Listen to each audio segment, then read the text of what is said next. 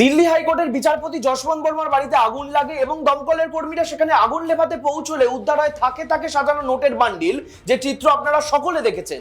কিন্তু প্রশ্ন হলো, এখন কি হচ্ছে সেই মামলায়? এতদূর পরিষ্কার যে বিভিন্ন অর্থবান প্রভাবশালী ব্যক্তিদের থেকে টাকা নিয়ে তাদের ইচ্ছে মতো রায় দিয়েছিলেন জাস্টিস বর্মা, কিন্তু কেন তাকে সেই এক শাস্তি দেওয়া হবে না যা দেশের যে কোনো প্রভাবশালী কোড়াপ ব্যক্তিকে দেওয়া হয়?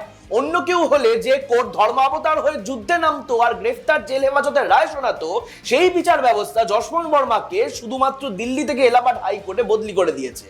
এলাহাবাদ হাইকোর্টের বার অ্যাসোসিয়েশন পরিষ্কার জানিয়েছে যে তারা এই সিদ্ধান্তের বিরুদ্ধে হরতাল করছেন এবং যতক্ষণ না এই চোর বিচারপতি শাস্তি হয় ততক্ষণ হরতাল থেকে ওঠা হবে না।